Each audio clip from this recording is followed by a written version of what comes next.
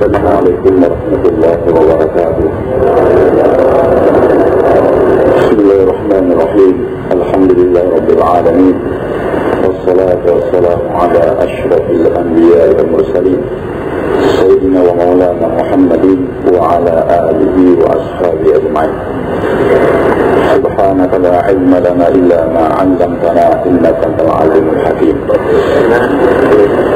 Yaqulu al-Qur'an قل هذه سبيلي أدعو إلى الله على بصيرة أنا ومن اتبعني وسبحان الله وما أنا من المشركين. ويقول شرع لكم من الدين ما وصى به نوحا والذي أوحينا إليك وما وصينا به إبراهيم وموسى وعيسى أن أقيموا الدين ولا تتفرقوا فيه كبر على المشركين ما تدعون إليه والله يهتدي إلى من يشاء ويهدي إلى من ينيب. ويقول والذي أوحينا الكتاب والحق مصدقا لما بين يديه إن الله بعباده لخبير بصير. ثم أورثنا الكتاب الذين اصطفينا من عبادنا فمنهم ظالم لنفسه ومنهم مقتصد ومنهم سابق بالخيرات بإذن الله ذلك هو الفضل الكبير.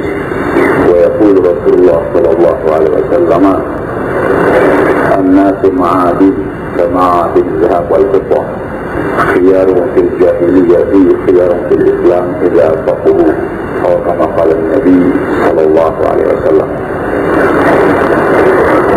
Para alim ulama hadirin yang dimuliakan Allah Subhanahu wa taala. Sejak awal Nabi kita Muhammad sallallahu alaihi wasallam telah memberitahukan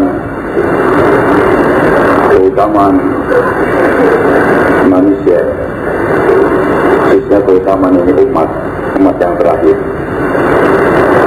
Maka di tengah sibuknya manusia menggali daripada potensi bumi, lagi sekarang dengan berbagai macam alat canggih untuk mencari apa saja yang ada di dalam perut bumi, emas, perak, batu bara, minyak dan lain sebagainya.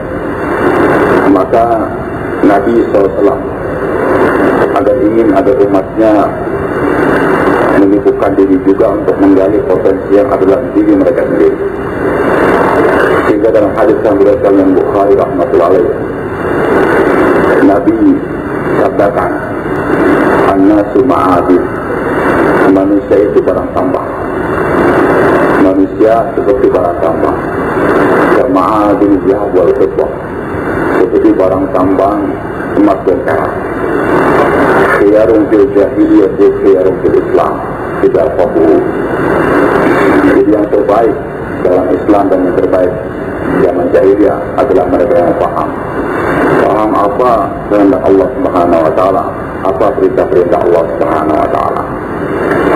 Maka hadirin yang dimuliakan oleh Allah Subhanahu wa taala, di samping kekayaan yang dilahirkan oleh bumi, kita lihat sekarang di sekitar sini daerahnya subur, menumbuhkan padi, teh, tanaman bermacam-macam.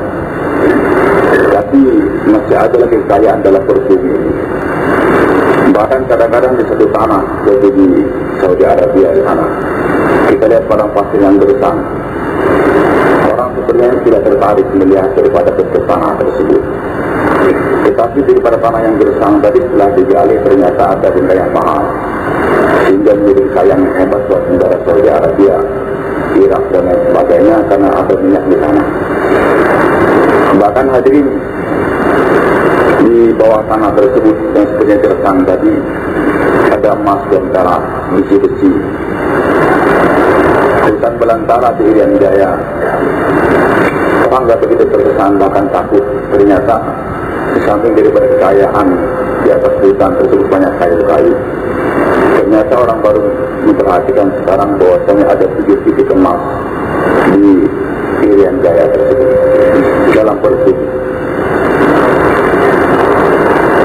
Maka hadirin yang dimuliakan Allah Subhanahu wa taala, berbagai macam alat dipergunakan untuk menggali daripada potensi bumi tersebut dan ternyata mereka berhasil sehingga itu kekayaan alat bumi bisa diangkat dan menjadi harga yang bergengsi yang mahal.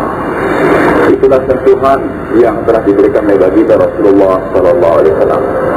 Sejak bahwasanya dalam diri manusia ini ada potensi yang sangat mahal, berharga. Jangan dikira mereka yang tadinya preman, peminum, pemabuk, kelihatannya gersang, tidak berharga. Islam Nabi SAW memberikan sentuhan pada kita bahwasanya dalam setiap pribadi manusia, baik yang sudah kelihatan nampak mereka memang orang baik, tapi juga jangan lupa dalam diri mereka yang dipandang oleh masyarakat gersang, tidak ada harganya, masih ada dalam diri mereka tersebut kebaikan-kebaikan. Boleh kita angkat kepala kita tadi, barangkali kecapean tahajud tadi malam.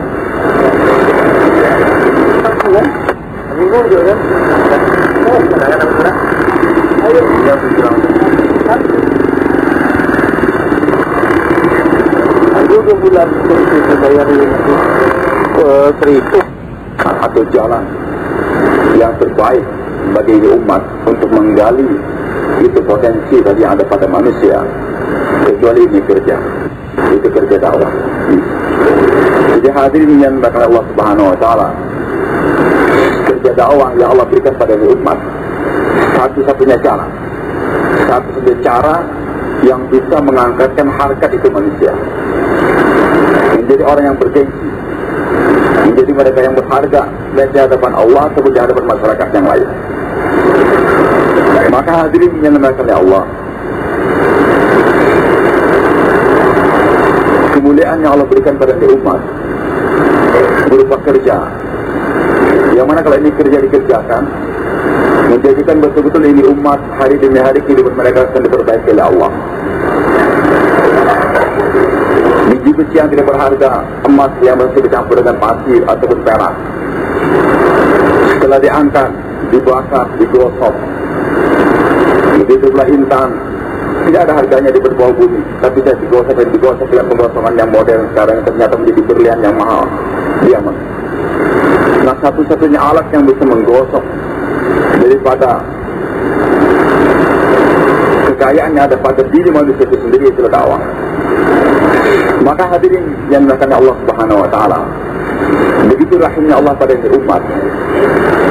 Sejak awal Allah telah beritahukan melalui Nabi Muhammad Sallallahu Alaihi Wasallam agar diberitahukan pada umat bahwa ini kerja yang sangat mahal, bukan kerja yang kalau saja oleh Muhammad, tapi kerja setiap individu yang mengaku beriman kepada Nabi Muhammad Sallallahu Alaihi Wasallam. Maka hadirin sejak di kota Mekah, Allah telah elankan melalui Rasulullah SAW, "Qul, katakan wahai kekasihku Muhammad SAW, hadhi sabili, inilah jalan hidupku, way of life of Rasulullah Sallallahu Alaihi Wasallam, manhajul hayat." Apa itu jalan hidup Nabi Sallallahu Alaihi Wasallam? Yang utama, ad'u ilallah, mengajak manusia untuk beribadah pada Allah. Bukan hanya menyembah Allah, tidak, tapi misi yang utama daripada kehidupan Nabi adalah mengajak manusia untuk mengabdikan dirinya pada Allah, berkhidmat, beribadah pada Allah. Ala basirati, dengan pandangan hati, dengan penuh keyakinan. Basirah bukan dengan basar. Jadi kalau orang menggali potensi bumi dengan basar, melihat nilai harga emas sekarang dengan pandangan mata, tetapi kerja yang diboleh Nabi SAW adalah lain, bukan dipandang dengan pandangan mata, tapi dengan pandangan mata hati, dengan basirah. Ini saja bedanya. Sama-sama kita menggali potensi. Manusia sibuk menggali potensi bumi, tapi dengan basar. Dia lihat bumi yang ada yang di sini menghasilkan minyak berapa tahun, berapa digali. Emas yang ada di sini berapa tahun akan menghasilkan kekayaan berapa. Itu semua mereka pandang dengan pandangan basar. Kalau sekiranya basarnya tumpul mereka, ataupun dipandang daripada basar mereka, pandangan mata mereka tidak menghasilkan benda yang banyak, maka tidak digali itu potensi. Hadirin, untuk menggali potensi manusia ada pada manusia harus dengan pandangan basirah, pandangan hati. Dan ini kerja siapa? Ana wa man ittaba'ani, saya dan orang-orang yang mengikuti saya. Dalam tafsir Al-Jalalain yang dikatakan ana wa man amana bi. Jadi kerja saya dan kerja setiap orang yang beriman kepada saya. Wa subhanallahi wa ma anna minal musyrikin. Termasuk si Allah dan bukanlah termasuk si orang yang musyrik. Jadi hadirin, keuntungan yang pertama daripada ini kerja, kalau betul-betul setiap individu dari umat membuat ini kerja, dia baru bisa mendeklarasikan dirinya sebagai orang bebas daripada kemusyrikan. Wa ma ana minal musyrikin. Jadi orang hanya diakui keimanannya oleh Allah, dibersihkan dirinya daripada kemusyrikan kalau dia sudah berdakwah. Kalau dia belajar dan belajar ilmu tauhid di mana dia belajar, bahkan walaupun dia belajar daripada Jibril alaihissalam, tapi kalau dia berdakwah belum diakui bahwa saya telah hilang kemusyrikan dalam diri dia.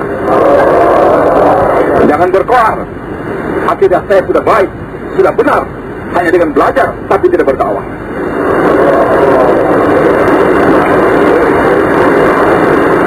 Jangankan kita. Saya angkatkan seorang nabi saja hadir, Nabi Musa alaihissalam. Seorang nabi diajarin tauhid oleh Allah Subhanahu wa taala. Yang mengajar siapa? Allah. Yang belajar siapa? Nabi. Di mana belajarnya? Di Wadil Muqaddas Tuwa. Wahai Musa, lepaskan kau punya sandal. Engkau sekarang dia berada di madrasah yang suci. Fakhla'an alaih innaka bil Wadil Muqaddas Tuwa. Wahai Musa, lepaskan kau punya sandal. Kau sekarang berada di tempat yang suci, yang bersih. Kemudian ini madrasahnya madrasah yang bersih betul-betul, tidak ada kotoran najis di sana. Gurunya Allah yang mengajar, yang belajar Nabi. Pelajarannya apa? Fastami' lima yuha. Dengarkan apa yang diajarkan kepada kamu. Innani anallah la ilaha illa ana. Sesungguhnya aku adalah Allah, tiada yang disembah dengan sembah kecuali aku. Pelajarannya tauhid. Pelajaran yang paling tinggi dalam Islam adalah tauhid. Yang mengajar Allah, yang belajar Nabi, pelajarnya tauhid. Pelajaran yang paling tinggi dan tempat yang suci. Fastami' lima yuha. Innani anallah la ilaha illa ana. Belajar tauhid. Sudah belajar. Tapi apakah dengan belajar bisa mendeklarasikan dirinya saya sebagai orang yang bebas daripada kemusyrikan? Baik syirik jali ataupun syirik khafi. Maka ada ujian daripada Allah, gambaran pada umat semuanya. Wahai umat, wahai manusia, jangan kau berkoar, jangan kau berlagak, hanya duduk di madrasah di depan seorang kiai, belajar ilmu tauhid, sudah mengaku dirinya sebagai hebat, bebas dari kemusyrikan. Wa ma tilka bi yaminika ya Musa. Wahai Musa, apa yang di tangan kanan kamu? Ujian daripada Allah. Apakah tauhid sudah tertanam atau belum? Lantas sang murid menjawab, iya asaya, ini tongkat saya.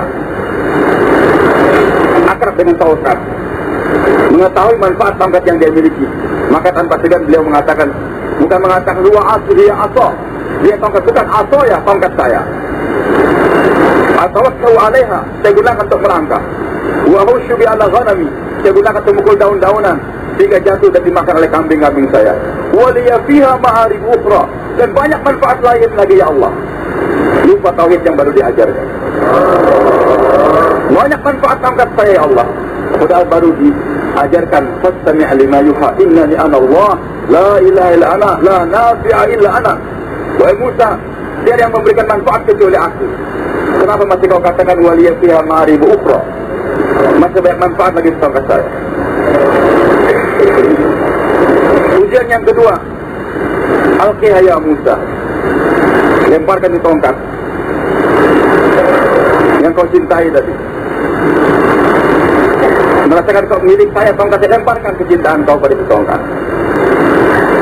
Faiza hiya hahidun tas'a, itu tongkat berubah jadi ular yang bergerak dengan cepat.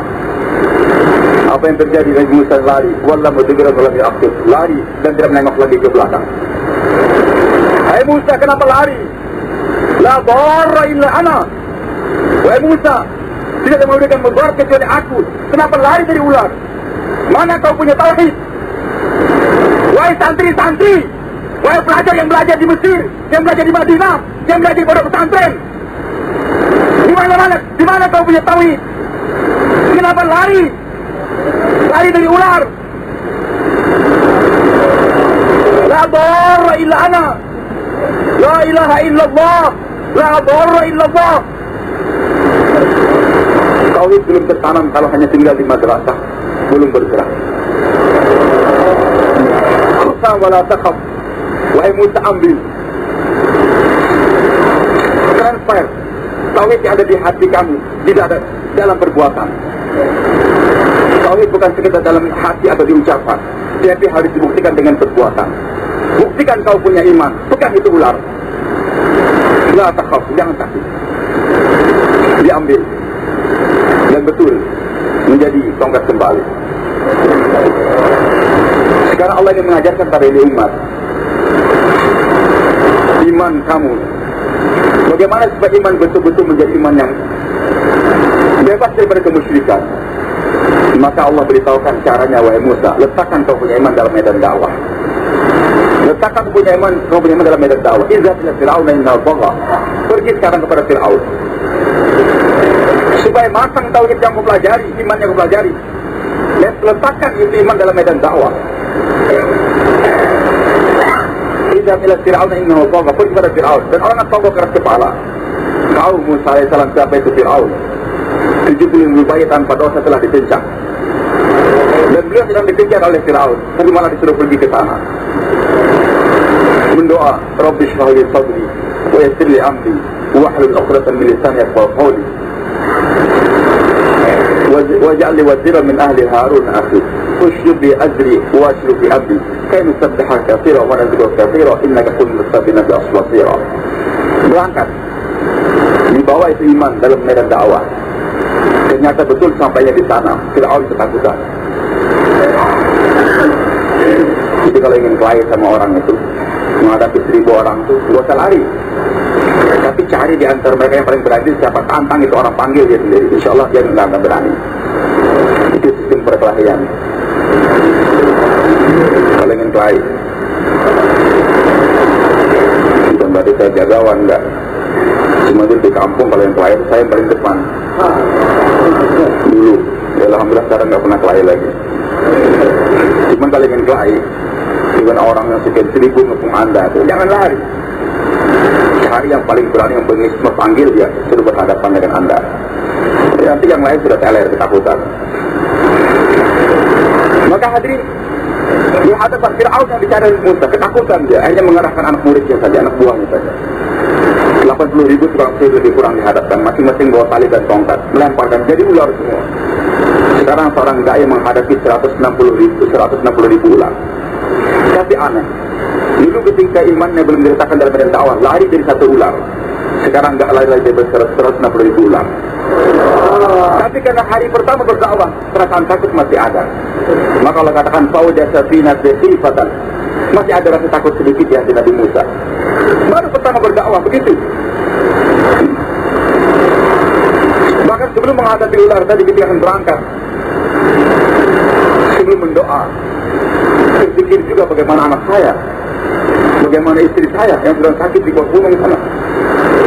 Bagaimana pertanyaan seorang dai, bagaimana makan apa kita kalau berangkat kan sudah. Maka dalam tafsir Al-Alusi dijelaskan dalam juz 13. Wa min dabbatin. Allah katakan juz 12, bukan sebelum apa? Juz 12. Maka Allah katakan, wahai Musa, pukul batu yang di depan kau. Dipukul batu belah, tapi ada batu lagi. Pukul lagi itu batu, belah lagi, ada batu lagi dalamnya. Pukul lagi itu batu. Batu yang ketiga dipukul lagi, ternyata keluar seekor binatang kecil. Di mulutnya ada makanan. Kau dari mana Allah bisa menembuskan makanan kepada seekor binatang kecil dalam 3 lapisan itu batu? Siapa yang berikan rezeki? Allah. Ar-Raziq wallah, Al-Khaliq wallah, Al-Malik wallah, Ar-Raziq wallah. Tidak ada bagi Allah. Tidak ada satu orang dokter pun yang ahli bisa menembuskan makanan, menginfuskan makanan ke dalam 3 lapisan batu. Ada di sini dokter yang bisa menembuskan jarumnya ke dalam 3 lapisan batu tadi, tanpa merusak itu bentuk batu. Yang kuasa siapa? Allah. Jangan khawatir wahai Musa dengan rezeki yang, jangankan binatang, istri kamu di luar batu, binatang dalam 3 lapisan batu saja aku mampu memberikan makanan kepada dia. Dengarkan apa yang dia ucapkan. Maka Nabi Musa tawajud mendengarkan kata ucapan daripada itu binatang kecil. Subhana man yarani, Maha suci Allah yang melihat aku senantiasa. Wa yasma'u kalami, mendengarkan setiap ucapanku. Wa ya'rifu makani, mengetahui di mana tempat aku. Wa yazkuruni wa la yansani, dan selalu mengingat aku, tidak pernah melupakan aku. Binatang dalam 3 lapisan batu, Allah tidak pernah lupa untuk memberikan rezeki pada dia tersebut. Itu binatang. Bagaimana engkau, wahai Musa? Bagaimana istri kamu? Istri seorang dai. Apa Allah akan membiarkan? Hadirin, kemusyrikan mulai menghilang. Menghadapi 160.000 ular, sekarang enggak lagi, masih ada takut. Musa qulna la takhaf innaka ta'ala. Wahai Musa, jangan takut. Engkau yang akan menang atas mereka semua. Selama engkau konsisten dalam dakwah tadi. Dakwahkan terus kebesaran Allah Subhanahu wa taala. Makanya apa, hadirin yang oleh Allah, puncak daripada ujian dan lulus beliau sampai S3 di depan lautan, di belakang tentara Fir'aun. Membawa umatnya Nabi Musa AS menyeberang lautan. Bani Israel yang meletakkan imannya dalam ibadah 40 tahun mendirikan sholat di bawah bimbingan seorang Nabi. Yang membimbingnya siapa? Berzikir, sholat di bawah bimbingan seorang mursyid. Siapa mursyidnya? Mursyid tasawufnya siapa? Nabi Musa. Enggak tanggung-tanggung, bukan seorang wali, bukan seorang kiai, tapi seorang nabi.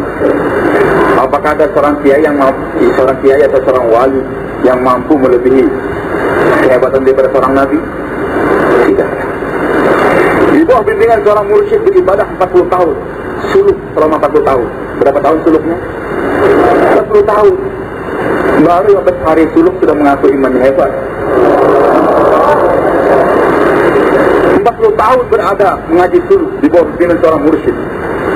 Tapi ketika melihat di depan lautan, di belakang tentara, ketakutan. Inna namudrofun. Wahai Musa, kita sekarang terkejar. Apa hasil ibadah kamu 40 tahun? Masih takut dengan makhluk? Al-Quran berbicara, hadirin, kenyataan. Bagaimanapun hebatnya orang mentauhidkan hatinya kepada Allah, tapi kalau belum meletakkan dirinya dalam suasana dakwah, akan terkesan dengan keadaan. Barangkali sekarang dia pakai sorban, dia pakai jenggot.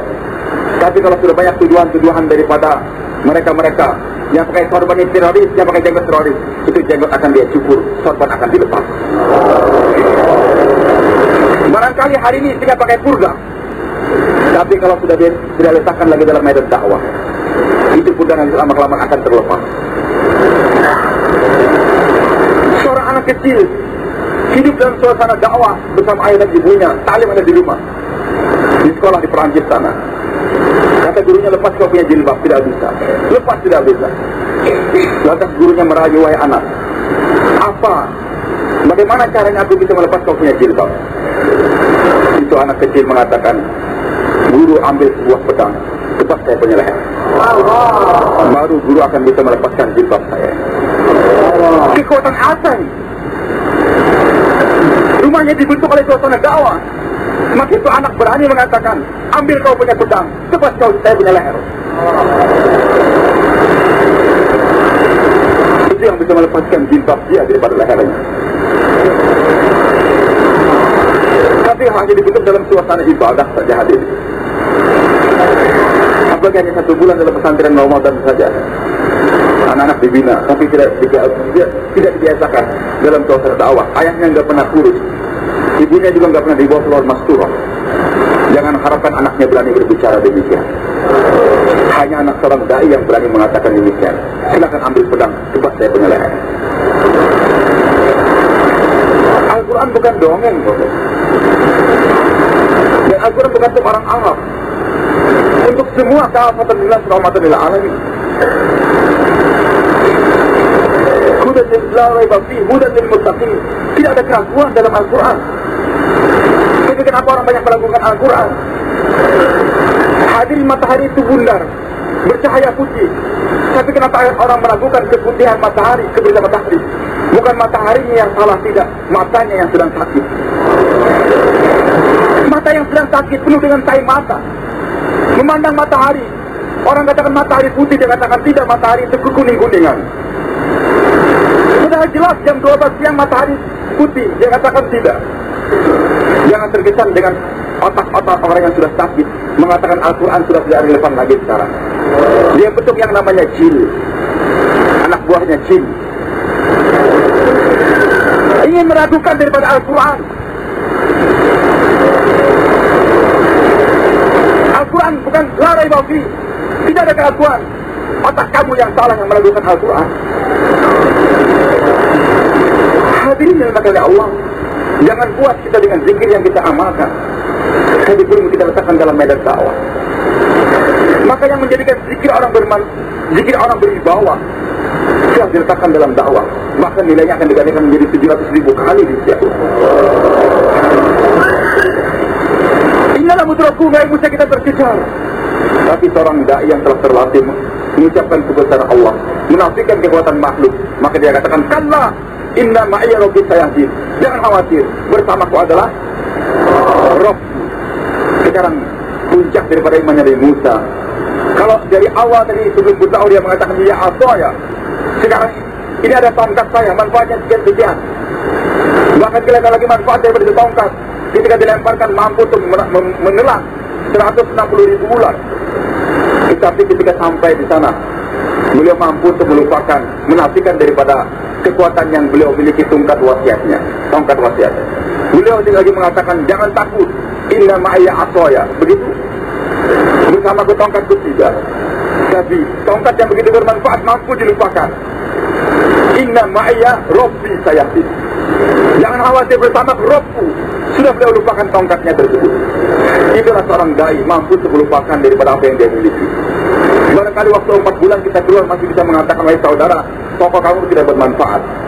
Tapi setelah pulang menghidupkan jaulah pertama, mampu nggak dia mengatakan tokoh saya juga tidak bermanfaat?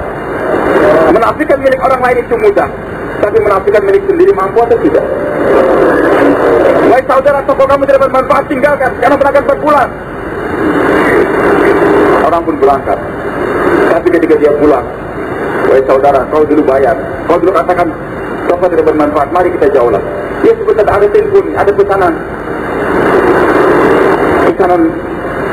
batu permata, pesanan genteng sekian, semen sekian.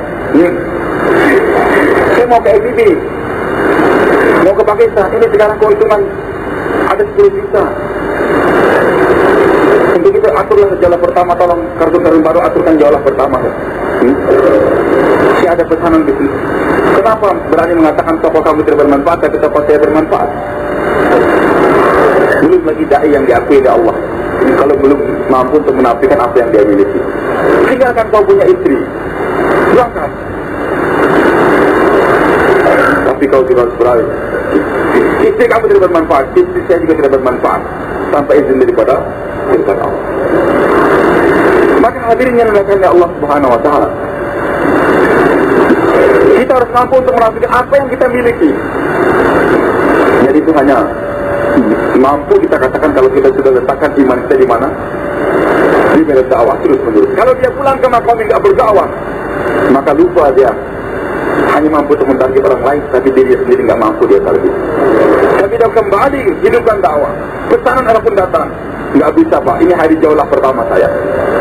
Kamu akan rugi, saya akan pergi ke tempat orang lain. Silahkan pergi ke tempat orang lain. Saya berkeyakinan Nabi telah sabdakan, man taraka syai'an lillah awwadul khairu min.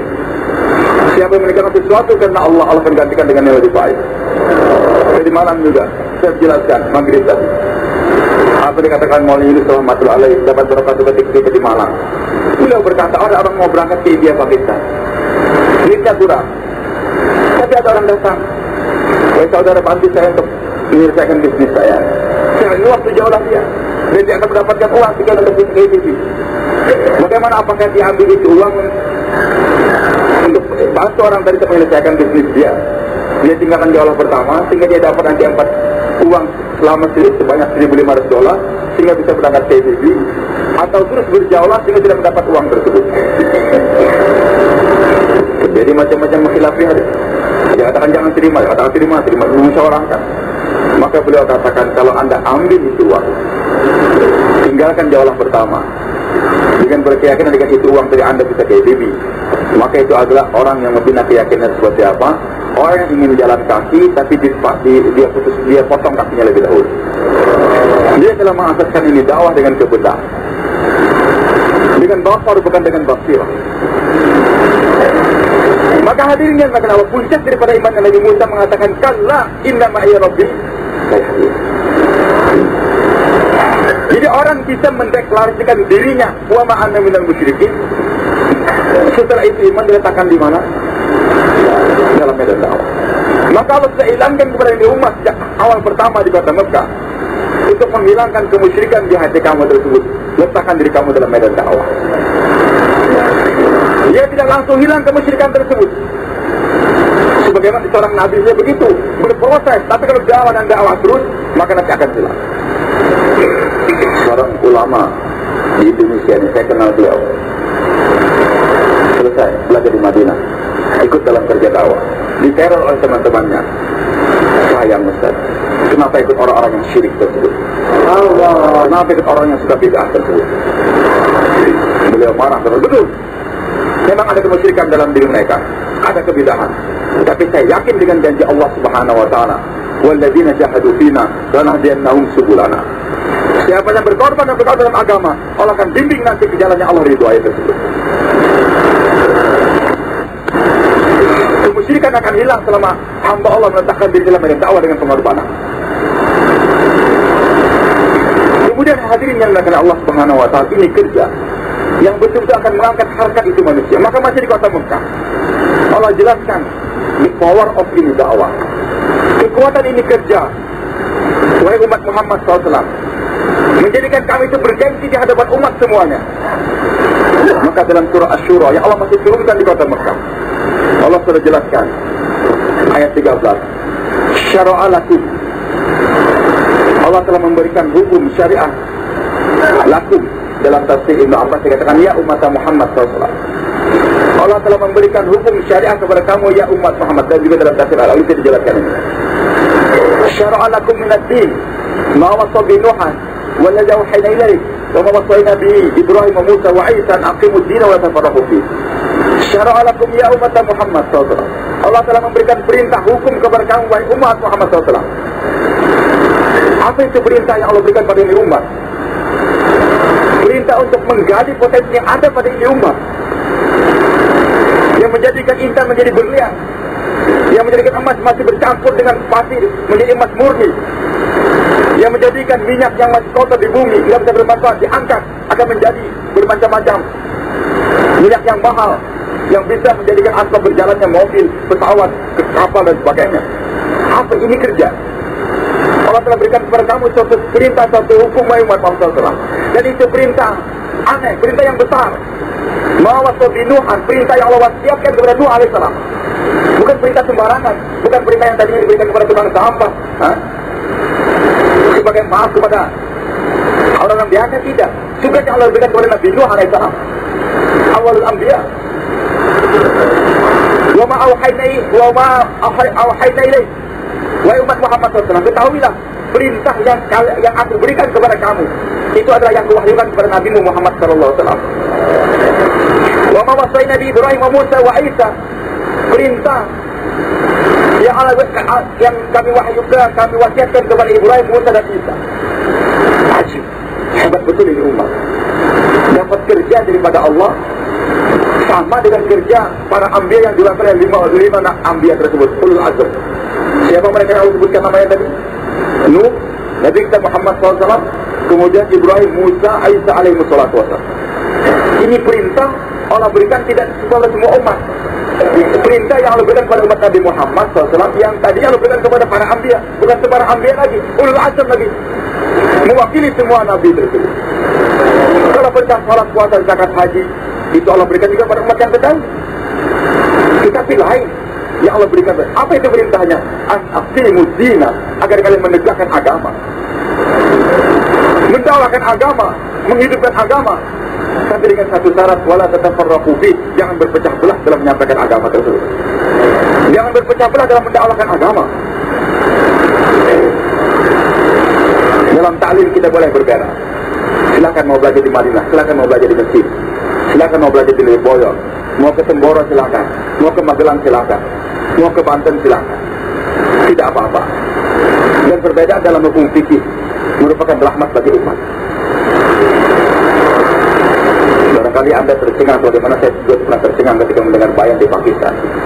Seorang ulama menjelaskan, kalau hari ini ada satu orang alim yang ingin mengumpulkan umat dalam satu mazhab tidak akan terjadi, melewatkan. Bahkan Allah tidak redha. Bahkan Allah tidak. Kalau ada satu orang alim ingin mengumpulkan umat semua dalam satu mazhab, mazhab Syafi'i saja umpamanya, kita hapuskan itu apa itu Hanafi, apa itu Hambali, apa itu Maliki, itu nggak akan terjadi. Bahkan bukan tidak terjadi, Allah tidak redha. Kok bisa begitu? Hadirin Allah ingin agar ajaran Rasulullah SAW, agar setiap gerak-gerik Nabi SAW, setiap sunnah Nabi hidup sampai hari kiamat, atau sampai hari yang Allah ingin tentukan. Dan Nabi tidak memberikan satu contoh dalam beribadah, tidak menyatukan umat dalam ta'lim juga. Nabi tahu siapa yang harus diajarkan ilmu sekian, siapa yang harus diajarkan demikian, siapa yang harus diajarkan sekitar demikian. Maka berbeda dalam ilmu itu boleh, berbeda dalam ta'lim, dalam pendidikan boleh, tapi jangan coba-coba berbeda dalam dakwah. Bagaimana Allah tidak ridha? Nabi pernah salat tidak pakai kunut subuh, pernah tidak pakai kunut. Maka dengan adanya perbagian mazhab tersebut, Syafi'i mempertahankan adanya kunut, lalu beliau punya Hanafi tidak pakai kunut. Maka dengan adanya perbedaan mazhab tersebut, sunnah Nabi terpelihara sampai hari kiamat. Sepertinya bagus kita kumpulkan umat dalam mazhab Syafi'i ya, semua pakai kunut. Tapi sebenarnya dibalik daripada kebagusan itu, kita telah menghilangkan sunnah Nabi, yaitu sholat subuh tanpa kunut. Biarkan umat berbeda dalam ibadahnya, biarkan para kiai mempertahankan dari mereka masing-masing. Itu semua untuk mempertahankan daripada hidupnya sunnah Nabi SAW.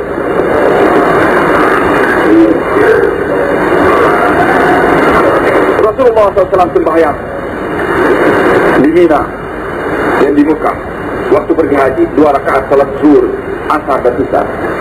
Abu Bakar juga begitu, Umar juga begitu.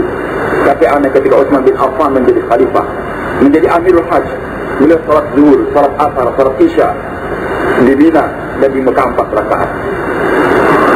Abdullah bin Mas'ud mengkritik, kenapa saya tidak bersembahyang bersama Nabi sallallahu alaihi wasallam 2 rakaat asar, bersama Abu Bakar juga kasar, bersama Umar juga kasar. Tapi kenapa Utsman begitu? Tapi aneh setelah berbicara keras, beliau pun lantas sembahyang di hadapan para muridnya semua. Sembahyang zuhur 4 rakaat.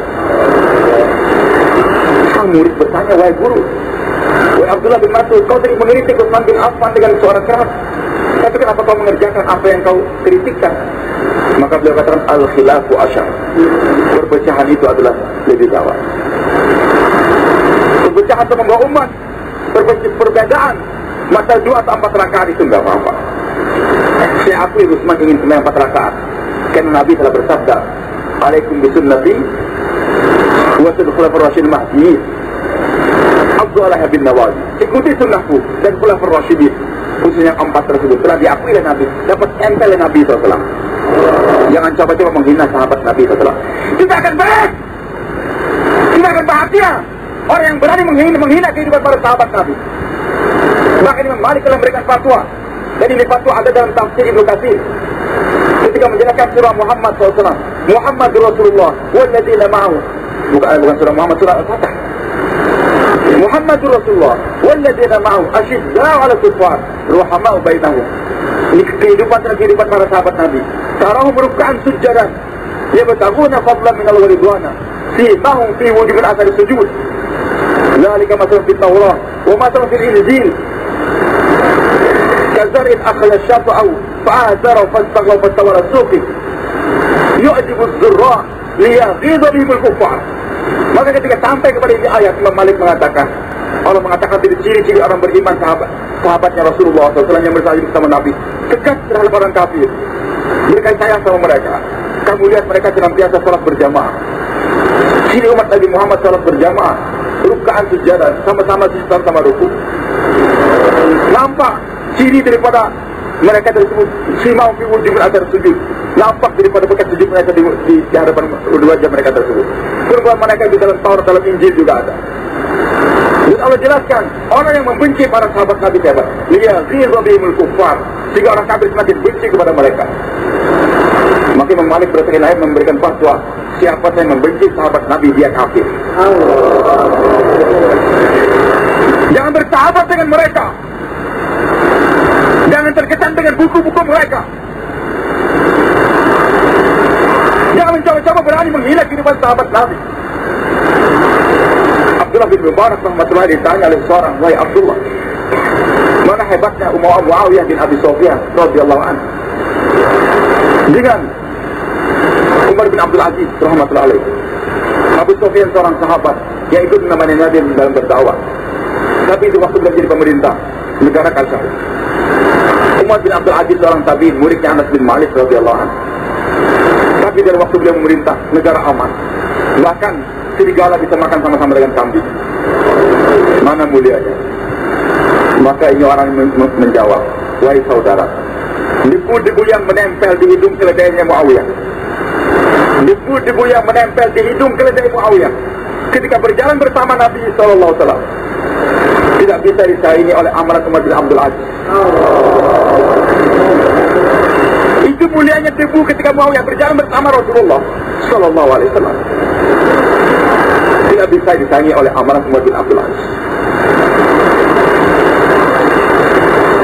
Hadirin yang dimuliakan Allah, memang setiap orang diberikan kelebihan. Ada tabi'in yang diberikan kelebihan.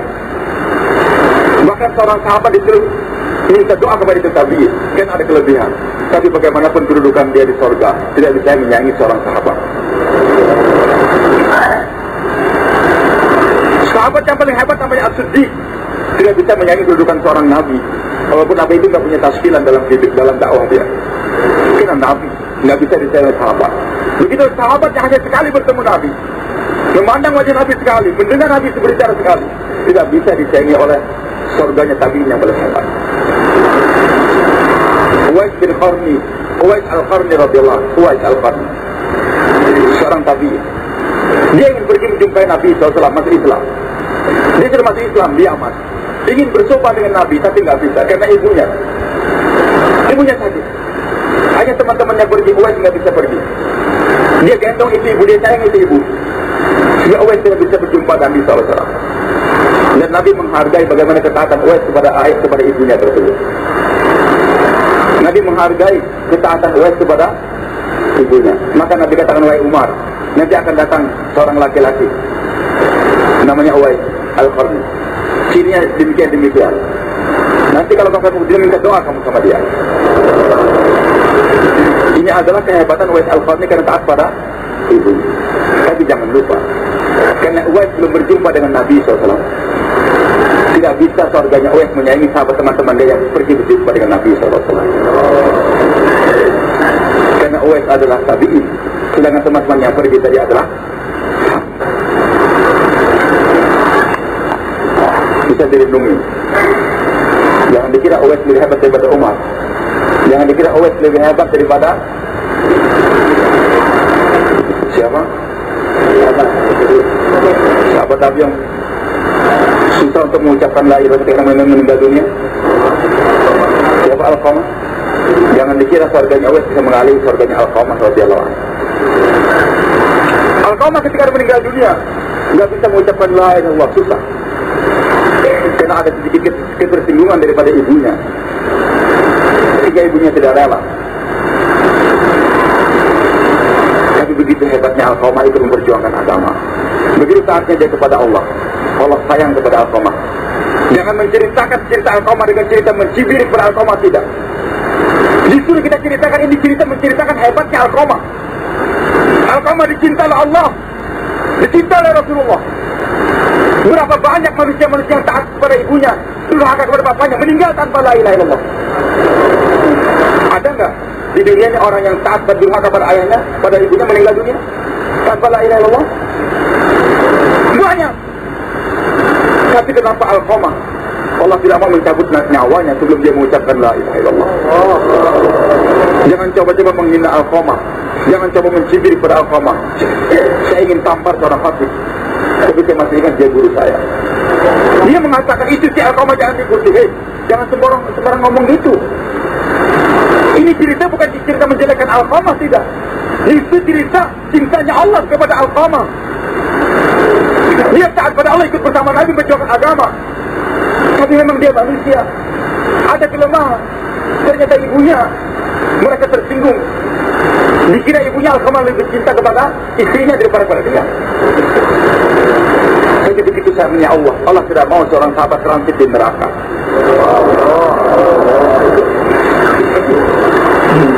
Maka Allah tidak mau, tidak izinkan seorang malaikat maut mencabut ruhnya Alqamah sebelum kekasihku Alqamah mengucapkan la ilaha illallah. Jangan dihina Alqamah, hadirin. Hina orang yang menghina Alqamah.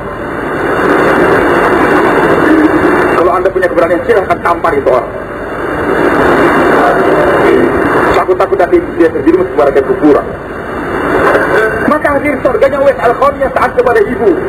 Tadi sebelum berjumpa dengan Nabi, tidak bisa disaingi dengan oleh surganya Alqamah radhiyallahu anhu bersama dengan Nabi SAW. Syekh Ilyas rahmatullahi alaih ditanya oleh orang, wahai Syekh Ilyas Maulana, kerja yang kamu hidupkan sekarang, kerja dakwahnya, banyak mengurangi hak makhluk, banyak mengurangi hak makhluk. Bapaknya sedang sakit, dia berangkat 4 bulan. Anaknya mau minta diantar ke sekolah, tapi dia berangkat 4 bulan. Baru menikah sebulan, istrinya masih ingin dibelai senjata, tapi dia berangkat juga 4 bulan lagi. Apa dia menjelang Juli? Istrinya mau melahirkan, maka dia musyawarah kepada orang jawab, bagaimana ini anak saya pertama akan lahir, sudah 8 bulan hamil, sebulan lagi lahir. Apa saya berangkat atau tidak, karena nikah saya bulan depan.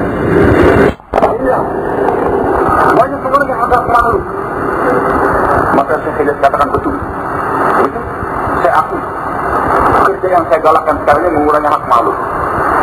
Tapi beliau katakan, jangan kau lupakan, satu orang yang mengorbankan hak makhluk, dia bergerak sekian lama, maka nanti orang-orang yang dia tafsir sekian banyak tersebut akan menunaikan hak makhluk semakin banyak.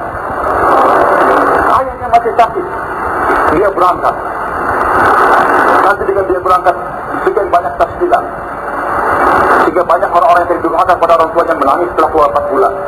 Dia mendengar hadis Nabi SAW, kalau ada seorang anak yang memandang wajah ayah dengan pandangan kasih sayang, dia mendapatkan pahala yang makbul. Itu orang telah tafsir, dia nangis, saya harus mencium ayah saya harus berkhidmat pada ayah saya. Sekian ribu orang-orang yang tadi durhaka pada orang tua, sedang itu berbakti dengan dia, berkorban satu orang berbidan. Dan di hari kiamat Allah akan bayar. Hari kiamat makhluk-makhluk yang dikurangi haknya oleh seorang dai, dia menuntut pada Allah, ya Allah, anak saya berangkat 4 bulan, saya ingin dikhidmat oleh dia, tapi dia berangkat 4 bulan. Maka itu makhluk akan dipanggil, ya Allah, wahai saudara, anak kamu berangkat 4 bulan mencari apa? Bukan cari emas di Pongkor sana, bukan mencari kayu di Kalimantan, bukan. Ayah kamu berangkat cuma perjuangan agama, menghidupkan agama yang sudah mati. Sekarang wahai saudara, kalau kamu maafkan, inilah surga yang kau miliki. Maka itu ayah, dia membisu bahkan tersenyum. Dia katakan, ya Allah, saya ridho anak saya tersebut. Istrinya, ya Allah, saya mau melahirkan suami saya pergi 4 bulan beragama. Wahai istri, suami kamu bukan pergi untuk berjalan jalan-jalan, bukan. Bukan bertugas untuk mencari duit, tidak. Tapi dia berangkat untuk menghidupkan agama yang sudah mati, ditinggalkan orang. Dia berangkat untuk menghidupkan sunnah Rasulku. Kalau kau maafkan, ini surga yang kau miliki. Maka itu mengatakan, ya Allah, saya ridho kepada suami saya maafkan dia. Begitulah tetangga, semua makhluk akan terbayar nanti. Kekurangan hak makhluk yang tidak dibayar oleh seorang dai di dunia ini akan terbayar. Asalkan berangkatnya disebut dengan musyawarah. Hadirnya di belakangnya Allah Subhanahu wa Ta'ala. Ini kerja mahal.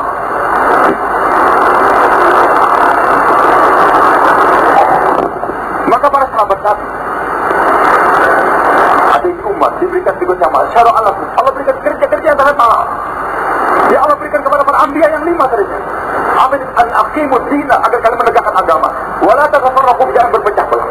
Dalam dakwah jangan berpecah belah. Dalam ta'lim kita boleh berbeda tadi. Dan tidak semua sahabat Nabi memiliki jadi hafiz Quran. Tidak semua sahabat Nabi bisa memahami ilmu yang dibawa oleh Nabi SAW. Masing-masing berbeda dalam pemahaman pada ilmu tersebut. Dan Nabi tidak memaksakan seorang. Istri Nabi sendiri berbeda-beda. dengan kemampuan untuk menyerap ilmu agama. Saat itu mereka kerja sama untuk mendakwakan agama Allah. Wala tatafarraqu fi. Maka hadirin yang dimuliakan Allah Subhanahu wa taala. Jadi kembali kepada cerita Abdullah bin Mas'ud. Maka dia tidak mengerti kesudahan dia sembahyang 4 rakaat. Dia berani untuk menantang ilmu yang ada di otak dia. Tidak apa-apa saya berbeda. Ilmu saya berbeda dengan Utsman bin Affan, tapi dalam bersatu dalam menyampaikan dakwah tidak boleh berbeda. Sama-sama punya visi untuk membawa umat kepada Allah. Dikorbankan dia punya pendapat yang bahwa pandangan saya bersama hidup bersama Nabi, sholat 2 rakaat, Umar 2 rakaat, Abu Bakar 2 rakaat. Apakah Utsman yang memahami bahwa hadis Nabi tersebut hanya untuk rukhsah? Sembahyang 2 rakaat dan rukhsah. Maka kalau saya kerjakan 4 rakaat, itu bukanlah merupakan satu kesalahan. Dan Utsman radhiyallahu anhu memberitahu pada Umar, kalau kamu sembahyang 4 rakaat juga sembahyang kamu sah. Nabi SAW khutbah senantiasa di lantai paling atas. Ketika meninggal dunia, Abu Bakar menggantikan khutbah di lantai yang kedua untuk menghormati Rasulullah SAW. Ketika Umar bin Khattab jadi khalifah, dia berkhutbah malah di lantai yang di lantai pertama. Tapi aneh, ketika Utsman bin Affan kembali menjadi khalifah, beliau enggak turun ke bumi, tidak. Bahkan ada yang mengatakan kembali ke lantai yang ketiga di mana Nabi berkhutbah. Barangkali orang akan menuduh Utsman bin Affan. Ini bagaimana orang Abu Bakar dia menghargai Rasulullah, Umar menghargai Rasulullah, turun, tapi dia kenapa dia enggak turun? Apakah enggak turunnya Utsman bin Affan daripada nafsu dia? Nabi telah memberikan garansi kepada para sahabat, alaikum bisunnati wa sunnati khulafaur rasyidin mahdiyyin min ba'di, addu 'ala bin nawajid. Pegang. Hadirin, kalau Utsman bin Affan turun ke bawah, berarti di lantai dasar untuk menghormati mereka. Lantas Ali juga berkhutbah, dia gali itu tanah untuk menghormati orang sebelumnya. Maka keputusan Nabi ikuti mereka semua. Khatib hari Jumat sekarang berkhutbah di mana, Pak? Di bawah sumur yang keberapa?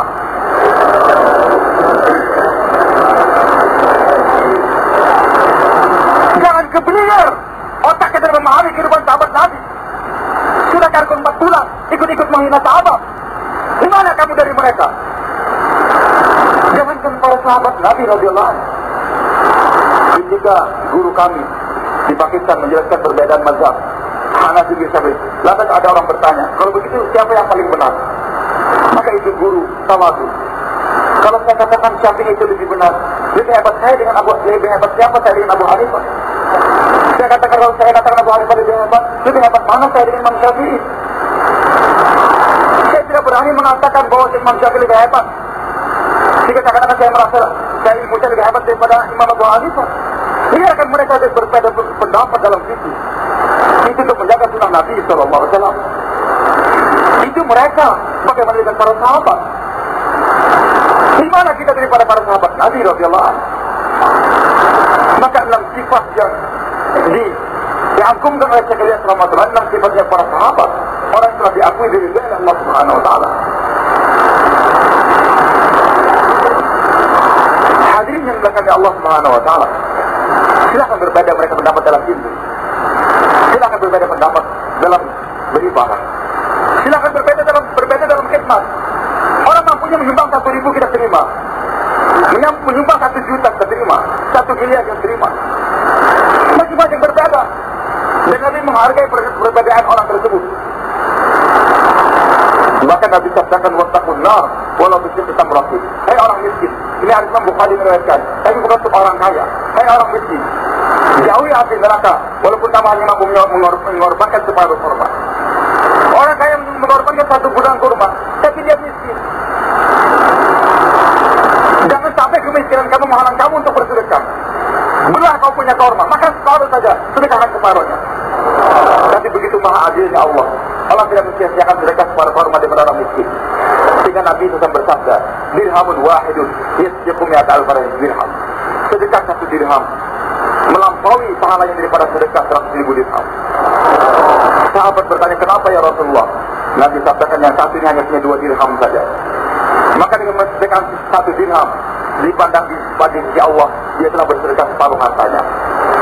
Sedangkan yang satu punya 1 juta dirham, maka dengan menyumbangkan 100.000 uang dia tersebut, di sisi Allah, dia baru menyumbangkan 1/10 daripada hartanya. Tapi dalam dakwah, wala tatafarraqu fi, jangan berpecah belah dalam dakwah. Dan yang bisa menyatukan ini umat adalah dakwah. Kita berbincang-bincang dengan beberapa teman kita. Kenapa ada madrasah tabligh berdiri sebentar bubar, setahun berdiri 2 tahun bubar? Kenapa itu terjadi? Hadirin, orang kaya berangkat keluar jalan Allah, ustaz pun keluar jalan Allah, orang awam keluar jalan Allah. Maka ketika mereka sama-sama keluar 3 hari atau 40 hari, terjadi keakraban di antara mereka. Yang mengakrabkan mereka apa? Yang mengakrabkan mereka apa? Dakwah. Lantas orang kaya ingin berbuat lebih banyak. Seorang ustaz juga ingin berbuat lebih banyak. Untuk menopang dakwah tadi harus dibantu oleh ta'lim. Karena ta'lim kita ini tidak akan hidup tanpa ditopang oleh dakwah. Begitulah hadirin. Dakwah kita ini tidak akan tegak dengan baik kalau tidak ditopang oleh ibadah yang benar. Begitulah tanpa khidmat, beribadah dan berkhidmat, dakwah kita tidak tertegak dengan benar. Tapi hari atasnya ada dakwah. Yang 3 ini untuk menopang dakwah, bukan pengganti dakwah. Kenapa kita disuruh belajar dan belajar? Tujuan orang belajar adalah selain untuk mendekatkan diri kepada Allah, innama yakhshallaha min ibadil ulama. Bagaimana semakin bertambah ilmu kita semakin khasyah kepada Allah. Dan yang kedua, tujuan kita bagi ilmu agama adalah untuk berdakwah, untuk menguatkan dakwah. Wa ma kana al-mu'minu yanfiru kaffah walaula nafaru min kulli firqatin min ta'ifatun liyatafaqahu fi din. Harus ada di antara beriman yang memutuskan diri untuk belajar agama. Tidak semuanya harus untuk pesantren, tidak. Tapi ada beberapa orang khusus yang belajar agama. Untuk apa dia belajar agama tadi? Untuk apa? Waliyuzilu qawma bila raja'in. Untuk menguatkan dakwah, bukan pengganti dakwah. Oh, sekarang saya sudah mengajar, saya jangan taskin lagi saya. Ini guru-guru pesantren saya jangan ditaskin, saya sudah mengajar. Loh, Anda apa nggak tahu tujuan belajar, tujuan mengajar? Itu semua untuk dakwah. Jadi ta'lim atau untuk mengajar? Ibadah juga untuk apa kita beribadah sekuat-kuatnya? Sekarang capres pada beribadah, cawapres juga beribadah. Insya Allah, husnuzon saya tidak tahu. Mereka sekarang pada rajin tahajud. Insya Allah Wirausaha tahajud, wakilnya juga tahajud. SD juga mudah-mudahan juga tahajud. Begitu pula Amin Rais insya Allah tahajud.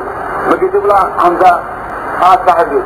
Megawati, ya mudah-mudahan tahajud juga. Bumi ibadah. Maka nanti insya Allah musim haji mereka akan pergi haji. Umrah pergi umrah. Petani sekarang pada tahajud, pedagang juga pada tahajud. Banyak. Tapi tahajud yang Allah inginkan itu tahajud yang mana? Ibadah yang mana? Ya ayyuhal muzammil, qumil laila qalilan. Hai orang yang berselimut di malam hari, bangun sembahyang malam kecuali sedikit untuk tidur. Nisfahu alil qutbil qalilan, separuh malam atau kurang itu aujid alaihi, atau tambah lagi dari separuh malam. Waratil Qur'ana tartila, baca Quran dengan tartil. Inna nasiatal laili fi ashaddu waqwan wa aqwamu qila. Karena khusyuk lebih dekat kalau bermain tahajud tersebut. Ucapan kita lebih didengar oleh Allah. Tapi untuk apa tahajudnya seorang dai? Inna laka fil nahari sabahan tawila. Sesungguhnya kau di siang hari akan berenang di tengah lautan manusia. Berenangan yang panjang. Dalam tafsir sejarah dikatakan syughlan tawila, kerja yang panjang. Sabah ayat baul sabahan, berenang. Wahai Muhammad SAW, kamu harus tahajud beribadah panjang-panjang di malam hari. Untuk apa? Persiapan berdakwah di besok hari. Di tahajudnya Nabi bukan untuk menghadirkan emas. Tahajudnya Nabi bukan untuk panennya lebih banyak. Tahajudnya Nabi bukan di atas menjadi capres untuk jadi presiden, tidak. Saya tidak mengatakan tahajud mereka semua bakal, tidak. Tapi tahajud yang oleh ibadah yang Nabi inginkan adalah ibadah untuk menopang kerja dakwah. Karena seorang dai yang dakwah tapi nggak tahajud, itu seperti robot. Dia ngomong gitu, dia nggak dekat dengan Allah. Itu robot. Termasuk keajaiban dunia yang itu ke-8. Setelah 7, dai yang nggak tahajud. Dan KJP dunia ke-9, dai yang masbuk. Sholat lagu. KJP dunia 10 yang sering kita katakan takutnya masih ngerokok. Ya aneh. Kok kartu masih ngerokok?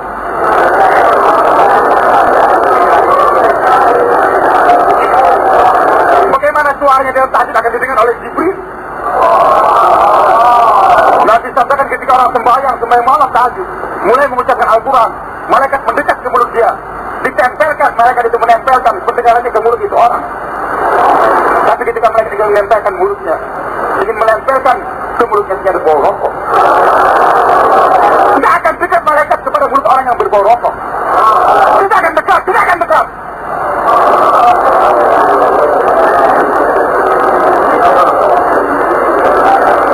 Maka hadirin, tahajudnya seorang dai, seorang muslim untuk apa? Untuk dakwah. Begitulah khidmatnya kita ini untuk menopang dakwah. Kenapa saya tersenyum? Kenapa saya angkat ember orang?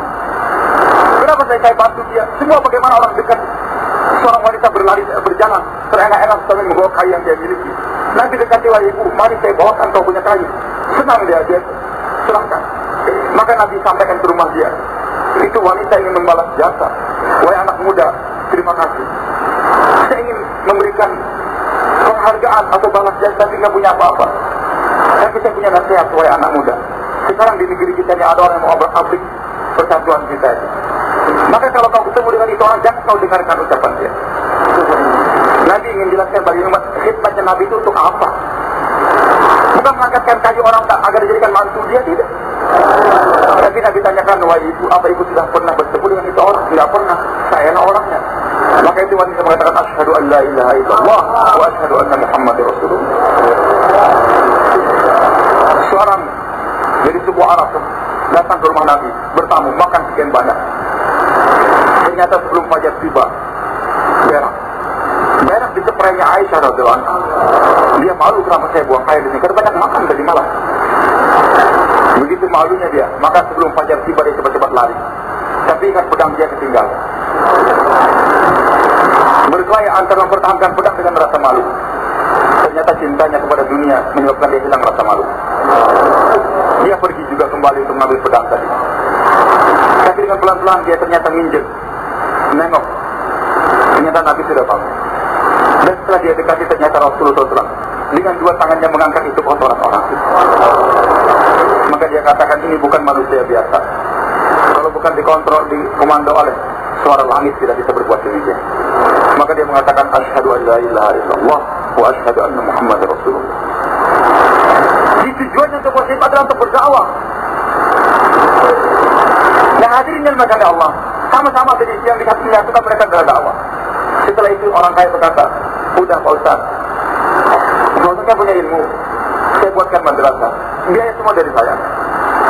Ikhlas, ya. Kita nggak meragukan keikhlasan. Dan Ustaz pun akhirnya bersedia, saya akan mengajar juga di pesantren Bapak. Sama-sama ikhlas. Tetapi kalau dakwah tidak dijaga, nisabnya Ustaz tidak dijaga 3 hari, nisabnya orang kaya tidak terjaga, maka hadirin berubah. Dia sekarang menjadi orang yang berkhidmat, ini sekarang menjadi guru. Guru mengatur, dia nggak mau diatur oleh orang, apa dia ngatur dia orang dunia. Orang yang memberikan biaya, manajer sebuah perusahaan, bisa mengatur orang. Maka kebiasaan dia untuk mengatur orang, dia terapkan ke pondok pesantren, ngatur guru juga. Guru nggak mau diatur. Dan dia nggak mau murid-murid dia diatur begitu saja orang kaya tadi. Maka terjadilah perpecahan, akhirnya itu madrasah bubar. Kenapa jadi bubar? Asasnya adalah karena masing-masing nisab dakwah nggak dijaga. Dia bukan lagi guru, tapi bukan lagi sebagai seorang dai, tapi dia mu'allim. Dia bukan lagi sebagai seorang dai, tapi dia sebagai khadim yang berkhidmat saja tidak. Maka ini untuk tetap menyatukan berdirinya tegaknya itu madrasah harus dijaga betul. Orang kaya jangan puas dengan kekayaannya memberikan sumbangan, harus dijaga nisab dakwah dia. Guru juga harus dijaga nisab 3 hari. Walaupun murid nggak ada yang menjaga. Bagaimana kalau saya keluar?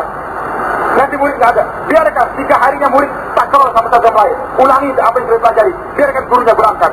Murid tanpa guru nggak apa-apa. Untuk 3 hari.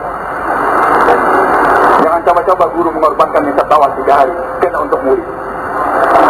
Nanti nisab Anda akan berubah daripada seorang dai menjadi seorang guru.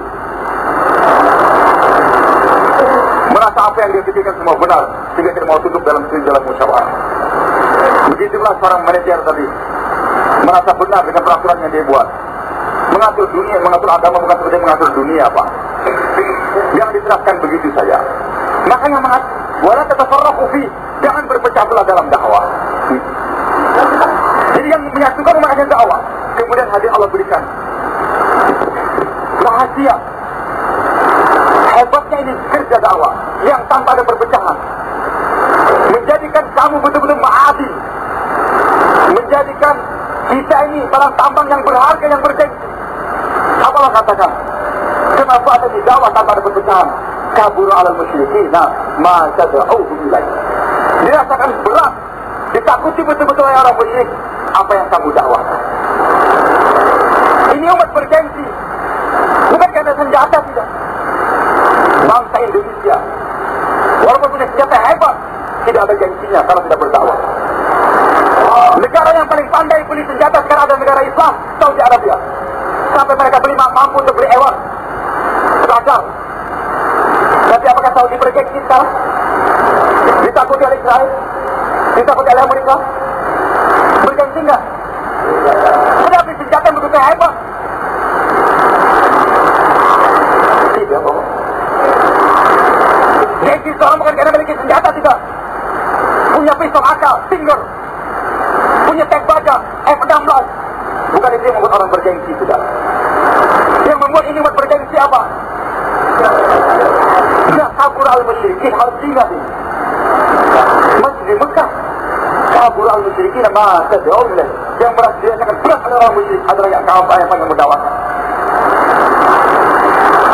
Seorang satpam, saya tahu dia kerja di sebuah perusahaan satpam. Tapi Masya Allah istiqamah keluar 3 hari 4 hari. Ternyata kalau seorang manajernya pusing kepala, banyak problem, dia panggil itu orang, panggilkan simpulan, namanya Abdul Wahid. Kita dia mati, jadi namanya Eko, kita ganti Abdul Wahid. Tolong panggilkan Eko, tolong Pak Eko nasihatin saya banyak problem. Seorang satpam bergengsi di hadapan pegawai lain. Bukan dia yang minta menghadap kepada bos, tapi bos yang panggil dia untuk nasihat. Seorang tentara, paketnya biasa, keluar beberapa hari, bisa mengambil jenderal, presiden dan sebagainya. Jadi semua tunduk. Tunduknya bukan karena apa? Dakwah. Kenapa dia beri bawah? Karena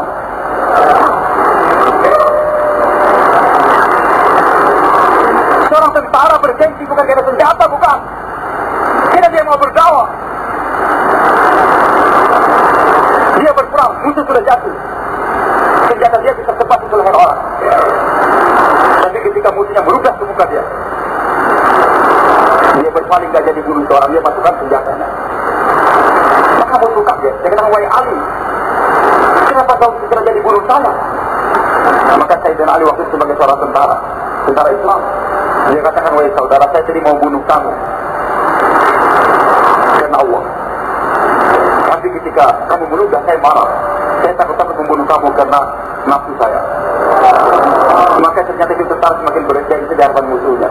Dia katakan asyhadu an la ilaha illallah wa asyhadu anna Muhammad Rasulullah. Gengsinya Ali semakin naik di hadapan itu orang dan tinggi di hadapan Allah. Ali tentara yang dimuliakan oleh Allah Subhanahu wa taala. Tentara bajunya enggak punya seragam, bertambal bajunya. Pedangnya pun juga kecil, pakai keledai. Jadi berani menghadap kostum, berjalan dengan keledainya. Tentara-tentara yang pakai seragam melarang dia. Dia katakan, saya akan kau punya bos itu.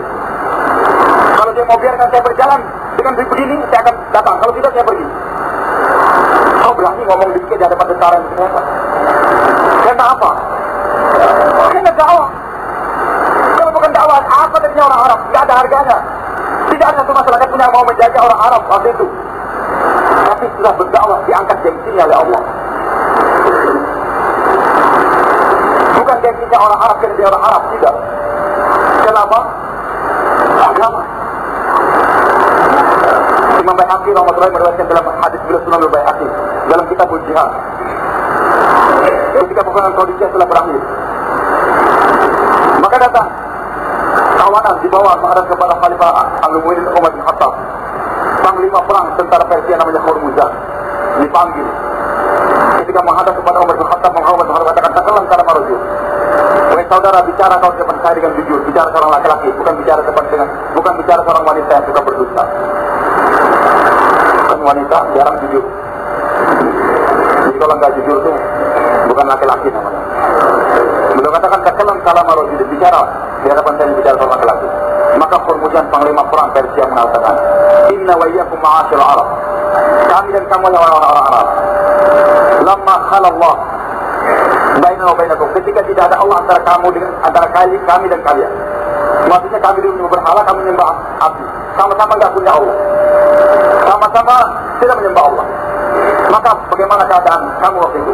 Kunna naqtulukum, kami yang membunuh kalian. Wa naqsibukum, kami yang merampas harta kalian. Wa nata'abbadukum, dan kami yang memperbudak kalian. Ketika sama-sama enggak punya Allah, orang Arab kalah terus dalam perkelahian, dalam perjuangan. Kalau maka Allah maafkan. Tapi ketika Allah sudah bersama kalian, kalian sarana alaikum yada, kami tidak punya lagi kekuatan untuk menghadapi kalian. Kuatnya masyarakat Arab karena bersama Allah. Semakin mereka dekat dengan Allah semakin kuat, tapi semakin jauh daripada Allah tidak ada kekuatan lagi. Maka Rabi' bin Amir, seorang tentara Arab, berani berbicara di hadapan tentara. Makanya beruntung biarkan dia datang padaku. Dan dia ikat tali keledainya di kursi raja. Kemudian Rustum mengatakan, "Kamu kan orang lapar, tidak ada makanan. Sudah pulang saja, kami akan drop makan sebanyak-banyaknya. Kamu kan orang pakaian, akan kami drop makan sebanyak-banyaknya pergi pulang." Tapi tentara bergengsi dengan dakwah. Dia katakan, "Bukan itu yang kami minta. Ibadah asal Allah. Kami datang kembali dihantar oleh Allah, diutus oleh Allah. Bukan Khalifah yang mengantar kami kemari, bukan Rasul yang mengantar kami, tapi Allah yang mengantar kami. Ibadah asal Allah, kami dihantar oleh Allah. Untuk apa kami diantar ke dunia ini? Lidukhrija man syaa min ibadil ibad ila ibadatillah." Untuk mengeluarkan orang-orang yang Allah kehendaki daripada menghambakan diri kepada hamba, untuk menghambakan diri kepada Allah. Wa min jamil adyan ila adil Islam, mengeluarkan orang daripada ideologi yang salah, pemahaman salah, kepada keadilan Islam. Semua ideologi salah, kecuali Islam yang benar. Pendapat apapun juga salah, yang benar hanyalah Islam. Ini harus kita akui sebagai seorang muslim. Harus fanatik. Fanatik dalam agama itu harus. Bukan fanatik mau yang mau bersaing sama orang, tidak. Mempertahankan agama. Seorang dai hampir dikeroyok oleh umat. Dan saya senang kalau dia dikeroyok waktu itu. Dia berani berbicara di masjid. Di masjid di Bali. Saya waktu saya datang dia sudah pulang. Dia katakan kepada orang di Bali, di masjid, "Wahai saudara-saudara, siapa saja, orang muslim kah dia, Nasrani kah dia, Yahudi kah dia, Hindu kah dia, kalau dia berbuat baik, masuk surga. Kalau dia berbuat jahat, masuk neraka. Kalau anda itu mengawal perbuatan baik itu bagaimana? Tidak akan dikatakan perbuatan baik kalau tanpa iman kepada Allah." Ini seorang yang berani berkata, "Hei, Pak Ustaz, jangan sembarangan ngomong. Ini di masjid, di tempat orang Islam.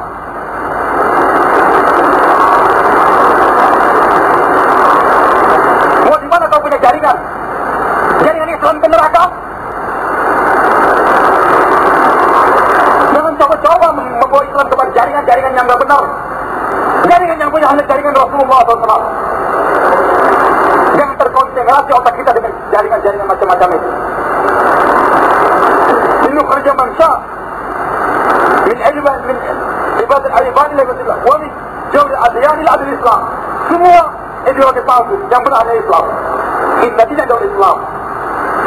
Wa min ziqi dunya ila sa'adil akhirah, mengeluarkan orang jujur dari dakwah kita, minal makhluk ila al-khaliq, minal mal ila al-amal, kemudian minal dunya ila al-akhirah, untuk mengeluarkan orang daripada kesempitan dunia kepada keluasan akhirat. Itu tentara bergengsi di hadapan panglima. Kenapa, Pak? Kenapa? Petani bergengsi. Kapan dengan dakwah?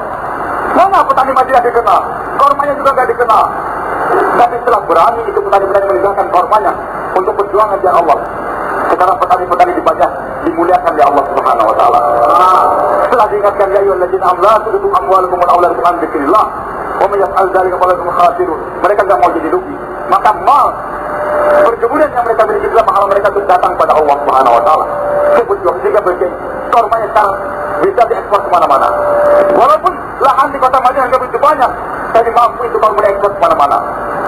Sementara dari Jakarta sampai ke Karawang sana penuh dengan padi, jadi masih impor padi dari luar negeri. Di mana keberkahan? Petani kita nggak bergengsi karena belum keluar dari Allah Subhanahu wa taala. Pedagang hadirin bergengsi itu pedagang dengan apa? Dengan dakwah. Gengsinya pedagang dengan dakwah. Kalau pedagang tidak berdakwah, tidak ada gengsinya di hadapan Allah Subhanahu wa taala. Kabur al-musyrikin ma tad'u ilaihi. Ditakuti betul-betul. Ini umat bergengsi beribawa kalau berdakwah. Negara yang paling kaya aneh. Di setiap negara Islam, maka di bawah bumi negara Islam tersebutlah banyak potensi alam. Di mana banyak batu bara? Di bawah negara Islam. Di mana banyak minyak? Di negara-negara Islam. Di mana banyak emas? Di negara-negara Islam. Di Singapura apa dari Singapura itu? Di bawah buminya nggak ada apa-apa. Begitulah hadirin. Kekayaan alam, ikan yang paling banyak di mana? Di negara Islam. Itu ikan bertelurnya di California. Mulai membesarnya di Jepang, tapi besarnya sekali di Ternate. Ini sudah diselidiki oleh ahli perikanan Jepang. Tapi kenapa kita nggak bergengsi? Selama ini umat tidak berdakwah, tidak ada gengsi, tidak akan ditakuti oleh orang lain. Dan hadirin yang dimuliakan Allah Subhanahu wa taala. Kemudian juga jelaskan the power in dakwah. Mohon maaf sedikit tadi bayar sampai setengah 7 kan. Kita tambah sampai jam 7 di Syam. Jadi hadirin Allah Subhanahu wa taala. Haji.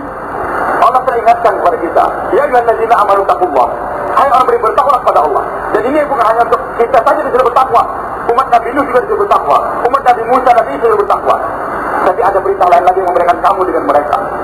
Apa lagi beritanya? Wa qulu qaulan sadida. Ini tidak dimiliki oleh umat yang lain. Apa itu qaulan sadida? The top of qaulan sadida adalah la ilaha illallah. Jadi umat kita bertakwa dekatkan kepada Allah supaya mendekatkan orang lain kepada Allah. Dakwakan ini agama. Maka kalau sudah dakwakan apa hasilnya? Yuslih lakum a'malakum. Allah akan perbaiki amalan kamu. Allah akan perbaiki amalan kamu. Wa yaghfir lakum dzunubakum. Dan dosa kamu yang diampunkan. Hadirin yang kata Allah. Kita tadi katakan di bawah tanah yang gersang sana, ternyata masih ada potensi bumi emas dan minyak. Jangan dikira kawan-kawan kita yang sudah terlanjur dengan dalam kegersangan. Hidup mereka di network sana, jauh dengan kemaksiatan. Tapi Nabi masih mengingatkan mereka masih punya potensi dalam diri mereka. Begitu mulianya ini umat, Allah hargai. Yang Allah berikan kerja ini, kerja akan mengangkatkan harkat mereka. Bukan ulamanya saja tidak. Bukan orang yang baik-baik saja tidak. Makanya preman-preman yang gersang-gersang tadi pun diberikan juga ini kerja oleh Allah. Ajib ini umat. Kalau umat yang dahulu, yang hanya boleh membaca Taurat dan Injil ulamanya saja. Orang awam tidak punya Taurat, orang awam tidak punya Injil. Tidak boleh membaca. Yang berhak membaca hanyalah ulamanya saja. Tapi itu ini umat aneh. Allah firmankan dalam Al-Quran, "Walladzi auhayna ilaika minal kitab." Wahai Muhammad, apa yang kami wahyukan kepada kamu daripada Al-Quran. Walladzi auhayna ilaika kitab. Walladzi auhayna ilaika minal kitab. Allahu Akbar.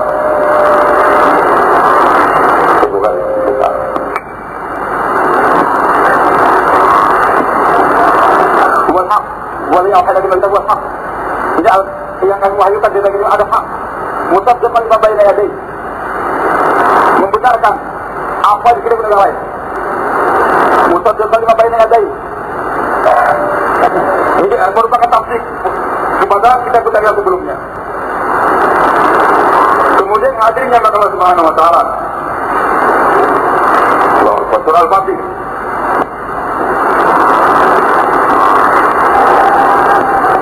Walladzi auhayna ilaik.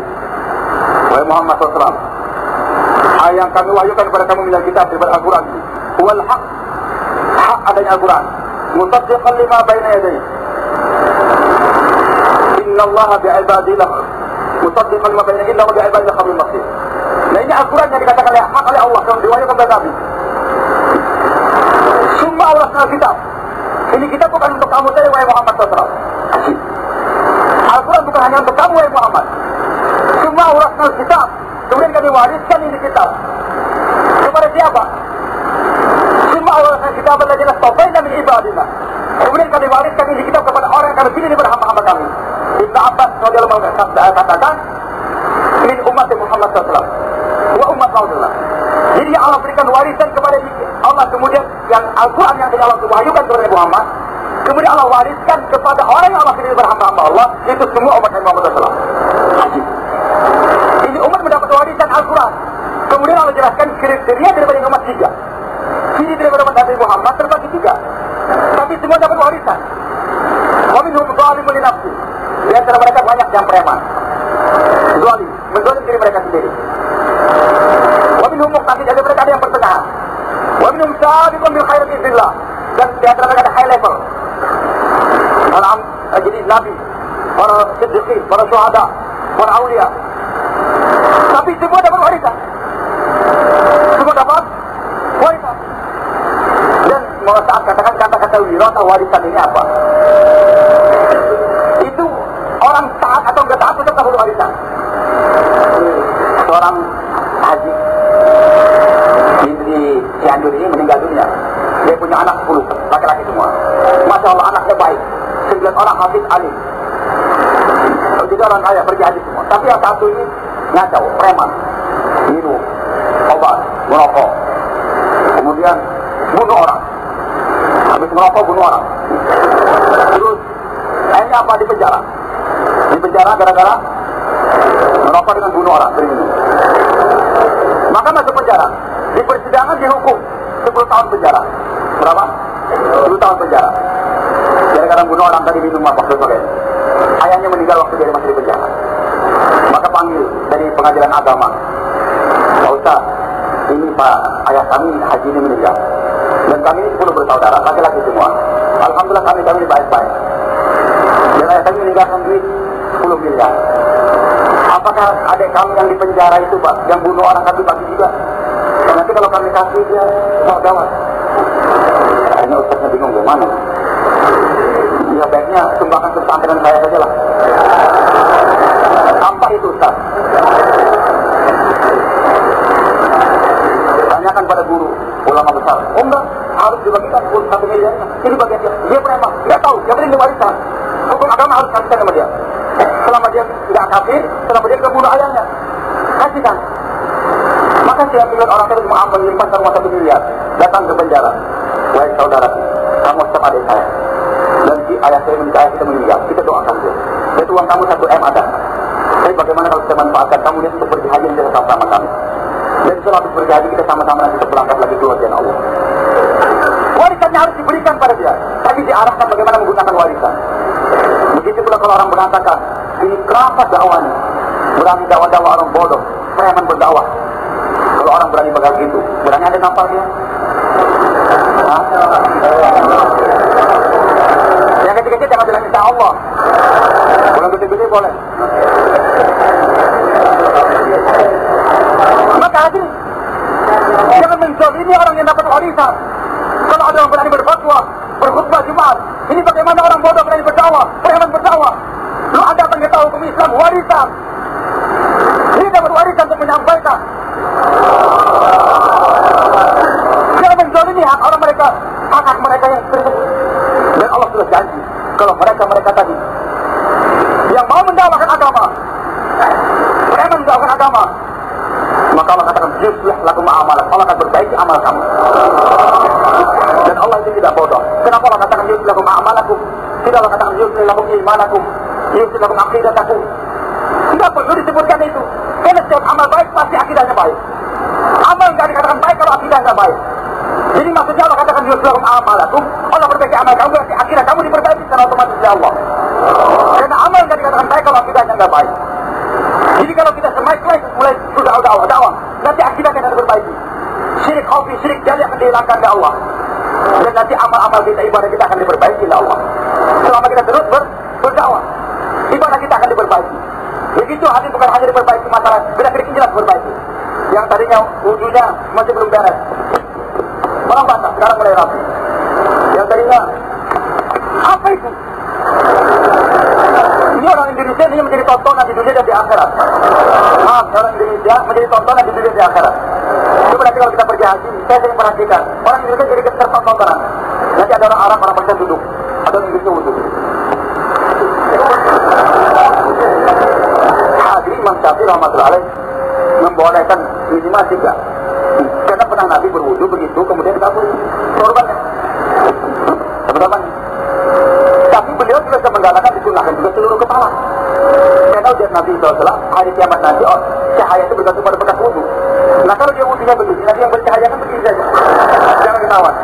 Kalau semua, maka hadirinnya makanya Allah. Orang Indonesia jadi tontonan di dunia dan jadi tontonan di akhirat. Wah itu cahayanya kenapa menjadi di muka? Oh itu orang Indonesia. Ya. Kalau kita sabut, nah alhamdulillah setelah dia ikut dakwah, mulai dia enggak lagi itu sama semua. Kembalikan lagi. Kalau bagus malah selepas kita coba diperbaiki oleh Allah, ibadahnya diperbaiki. Yang tadinya masuk masjid tanpa sendal, pakai sendal. Kalau ada peraturan di masjid, masuk masjid tanpa sendal, robek itu peraturan. Dia robek. Nah, so masuk masjid tanpa sendal, sudah dia pakai sendal. Bahkan kemarin menteri di Banjarmasin itu, namanya Menteri Mukhlis, dia karena ada penyakit yang namanya Amerikanus apa itu, lupa saya. Itu penyakit yang mana orang masuk masjid tanpa sendal, nanti ada kuman masuk ke hati dia. Itu kuman prosesnya lambat berjalan sampai ke jantung, sampai ke kepala. Kalau sudah sampai ke kepala tikun dia. Tapi kalau dia pakai sendal ikut sunnah Nabi, itu kuman nempel di sendal saja. Bagaimana akan suci tempat sucinya tanpa sendal masuk ke rumah penuh dengan najis? Biasakan Pak, kita sering di sini tanpa sendal, pakai. Kemudian hadirnya Allah Subhanahu Wa Taala, mutu ibadahnya bukan ditingkatkan. Yang tadinya dia menangis di tengah malam, ya Allah, mudah-mudahan saya pakai. Lima dulu dia nangis, ya Allah, jangan sampai turun hujan, ya Allah. Nanti tempat saya rusak. Sementara di tempat orang menangis langsung turunkan hujan. Tapi dia minta supaya jangan turun hujan. Sekarang setelah dia 40 hari atau 4 bulan lain tangisan dia, ya Allah, istri saya, Allah, mudah-mudahan pakai jilbab. Sekarang saya monyet, ya Allah. Jadi tangisan dia. Nah itu, sejuta sebulan. Sudah tahu. Sudah. Dia PT lagi di daerah yang lagi. Kami kan makan tiap pagi itu berjemaah di Akhwat itu kan. Kalau hari Minggu itu rame 8 ya jauh berjalan. Aduh tuh makan tuh kan. Nah kalau rumah kakek kan rumah ini ya. Kita mau pulang bawa hadiah. Hadiahnya pakai lembutan baru. Ini pulang ke rumah bawa lembutan baru sama istrinya. Jadi istrinya kaget soalnya orang tadinya pulang orang kena pintu. Sekarang ngetuk pintu. Maka sekarang gitu setelah 4 bulan. Maka bilang lagi tolong istriku buka kau punya mulut. Ada apa? Keluarkan andur dia masukkan ke bibir. Istrinya kaget ini persis mana belajarnya orang. Maka dia katakan saya sebenarnya sudah daftar mau 4 bulan. Jangankan 4 bulan, tahun saya ikhlas. Silakan ambil pulang. Jadi dia tahu pulang bawa ke lembutan. Jadi muasyarahnya dah ini semakin hari berbaiki dakwah. Kalau dia terus dakwahkan, muamalah juga akan diperbaiki.